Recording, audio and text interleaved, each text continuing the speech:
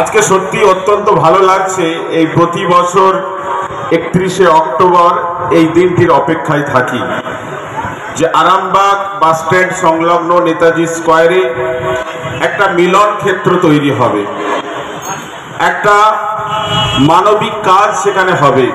রক্তদানের মধ্য দিয়ে, রক্তদান হচ্ছে মহৎ দান, এর মধ্য দিয়ে একটা মিলন ক্ষেত্র তৈরি হবে। আমার রাজ্যের মানবিক মুখ্যমন্ত্রী মাননীয় মমতা ব্যানার্জি মহাশয়ের সঙ্গে দীর্ঘ বেশ কয়েকবার বসার আমার সঙ্গে সুযোগ হয়েছে। তেনার সঙ্গে আমি দেখেছি তিনি অত্যন্ত মানবিক এবং যেভাবে সর্বস্তরে মানুষের কথা ভাবেন। একটা শ্রেণীর মানুষ রাজনৈতিক একটা ফায়দা নেওয়ার জন্য যেভাবে সাম্প্রদায়িক বিভাজন দিনের পর দিন ছড়িয়ে চলেছে, একটা দেওয়াল তুলে দিচ্ছে শুধুমাত্র রাজনৈতিক ফায়দার জন্য, অসৎ